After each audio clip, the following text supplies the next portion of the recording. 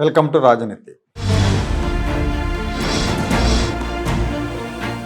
ఇటీవల హైదరాబాద్ కేపీహెచ్బిలో ఓయో రూమ్స్లో వ్యభిచారం జరుగుతుందన్న సమాచారంతో పోలీసులు రైడ్ చేశారు. హైదరాబాదే కాదు, చాలా నగరాల్లో, పెద్ద పెద్ద నగరాల్లో కొన్నిసార్లు ఓయో రూమ్స్ మీద, హోటల్స్ మీద పోలీసులు రైడ్ చేస్తూ ఉంటారు. యువకులని అరెస్ట్ చేస్తూ ఉంటారు ఎవరైనా దొరికితే. కొన్నిసార్లు ఈ మగవాళ్ళ మీద కేసులు పెడతారు, దొరికిన వాళ్ళ మీద. అమ్మాయిల్ని పునరావాస కేంద్రాలకు తరలిస్తుంటారు. అది ఆర్గనైజ్డ్గా జరుగుతున్న వ్యభిచారం అని తేలితే ఆ నిర్వాహకుల మీద, హోటళ్ళ యజమానుల మీద కూడా కేసులు పెడతారు. సుప్రీంకోర్టు తీర్పు ప్రకారం మేజర్లైన యువకులు పరస్పర అంగీకారంతో శారీరక సంబంధం ఏర్పరచుకుంటే అది నేరం కాదు. పోలీసులు వాళ్ళని అరెస్ట్ చేయలేరు. వయోజనురాలైన ఒక మహిళ తన ఇష్టంతో సెక్స్ వర్కర్గా ఉంటే ఆమె నేరస్తురాలుగా చూడకూడదని సుప్రీంకోర్టు స్పష్టంగా చెప్పింది. చాలాసార్లు ఈ ఓయో రూమ్స్ వ్యవహారాల్లో ఎక్కువగా యువతే కనిపిస్తూ ఉంటారు. అది ఆర్గనైజ్డ్గా కాకుండా పరస్పర అంగీకారంతో జరుగుతున్నట్టుగా అనిపిస్తుంది మనకి చూసేవాళ్ళకి. హైదరాబాద్లో చాలా కోలివింగ్ హాస్టల్స్ ఉన్నాయి. హైదరాబాదే కాదు, బెంగళూరు, ముంబై లాంటి మెట్రో సిటీల్లో ఈ కల్చర్ ఉంది. దానికి ఎవరో అడ్డు చెప్పరు.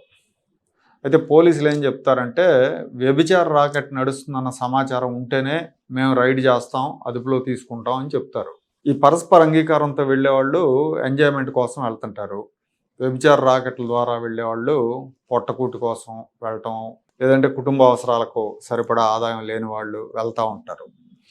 మహిళలను మోసం చేసి తీసుకొచ్చి ఈ పనిలో దించడం, బలవంతంగా నిర్బంధించడం, అక్రమ రవాణా చేయటం, మైనర్లను కూడా ఇందులో దింపడం లాంటి ఘటనలు జరుగుతూ ఉంటాయి. అవి చాలా తీవ్రమైన నేరాలు. ఈ పెరుగుతున్న అవసరాలు, లగ్జరీల కోసం జీతం సరిపోనప్పుడు ఉద్యోగం చేస్తున్న మహిళలు కూడా తమ ఇష్టంతో ఈ ఓయో రూమ్స్కి వెళుతున్నారని ఒక స్వచ్ఛంద సంస్థ వాళ్ళ సర్వేలో తేలింది. వీళ్ళని పోలీసులు అరెస్ట్ చేసినప్పుడు వీళ్ళు ముఖాలకు చేతులు అడ్డు పెట్టుకోనో, చున్నీలు అడ్డు పెట్టుకోనో, లేదా మొహం కనపడకుండా తలలు ఉంచుకొని వ్యాన్లు ఎక్కుతూ ఉంటారు, లోపల నుంచి మెట్లు దిగుతూ ఉంటారు. ఇలాంటివి మనం మీడియాలో చూస్తూ ఉంటాం. మీడియా వాళ్ళతో పాటు బయట ఉన్న వాళ్ళు కూడా ఆ సమయంలో ఎగబడి వీడియోలు, ఫోటోలు తీస్తూ ఉంటారు. పోలీసులు ఈ వీడియోలు, ఫోటోలు తీసేవాళ్ళని అడ్డుకునే ప్రయత్నం చేయరు. అందరికీ ఆ అమ్మాయిల మొహాలు చూడాలనే ఆసక్తి, వీలైతే ఆ ఫోటోలను 10 మందికి చూపించాలనే ఆత్రం కూడా ఉంటాయి. కానీ ఆ యువతలు అవమాన భారంతో ఉంటారు. వాళ్ళ కుటుంబ సభ్యులకు ఈ విషయం తెలిస్తే ఏమవుతుందో అన్న భయంతో ఉంటారు. తల్లిదండ్రులకు తెలిస్తే వాళ్ళు పడే మనోవేదన మాటల్లో చెప్పలేం. ఉద్యోగాల కోసమో, బతుకు తెరువు కోసమో నగరానికి పంపిస్తే ఇలా చేశారేంటన్న అవమానం, ఆవేదన, కోపం, నలుగురికి తెలిస్తే పరువు పోతుందన్న భయంతో విలవల్లాడతారు. నిన్నటిదాకా మా అమ్మాయి హైదరాబాద్లో ఉద్యోగం చేస్తుందని గర్వంగా చెప్పుకున్న వాళ్ళే ఇవాళ అవమానంతో కుమిలిపోతారు. బంధుమిత్రులకు మొహం చూపించలేరు. కొన్నిసార్లు ఆత్మహత్యలకు కూడా పాల్పడే ప్రమాదం ఉంది. ఎందుకు ఆత్మహత్యలకు పాల్పడతారంటే మీడియా మొత్తం అందరికీ తెలియజేస్తుంది కాబట్టి. మీడియా రేటింగ్ల కోసం అవే విజువల్స్ని రోజంతా ప్రసారం చేస్తుంది. మన పోలీసులు ఘోరాతి ఘోరమైన నేరాలు, హత్యలు చేసిన వాళ్ళని అరెస్ట్ చేసినప్పుడు వాళ్ళ ముఖాలకు ముసుగులు వేసి మీడియా సమావేశాలు పెడతారు. చట్టపరమైన నిబంధనల ప్రకారం ఇంకా నేరం రుజువు కాలేదు కాబట్టి వాళ్ళ ముఖాలు బయటకు చూపించకూడదు అంటారు. మరి ఇదే సూత్రం ఆ మహిళలకు కూడా వర్తించాలి కదా. వాళ్ళని వీడియోలు తీస్తున్న మీడియాని పోలీసులు ఎందుకు అదుపు చేయరు? వాళ్ళకి ప్రైవసీ ఉంది కదా, వాళ్ళ మొహాలకు ముసుగులు ఎందుకు తొడగరు? ఇలా దొరికిన వాళ్ళలో పరస్పర అంగీకారంతో వెళ్ళిన వాళ్ళు ఉంటారు, వాళ్ళ ఇష్ట ప్రకారం వెళ్ళిన వాళ్ళు ఉంటారు. అలాంటి వాళ్ళ ముఖాలను మీడియాలో చూపించే అవకాశాన్ని పోలీసులు ఎందుకు ఇస్తున్నారు? ఇదే కాదు, ఈ డ్రంక్ అండ్ డ్రైవ్ కేసుల్లో కూడా ఇలాగే జరుగుతుంది.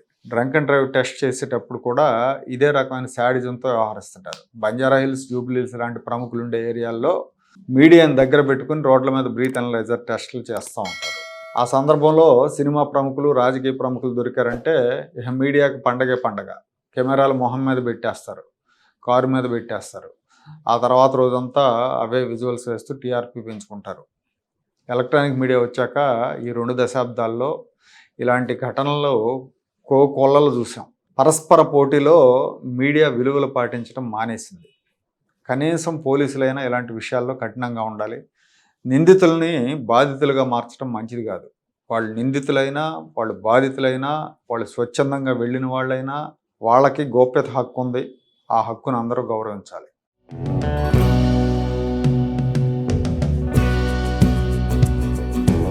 Like, share and subscribe to Rajaniti channel.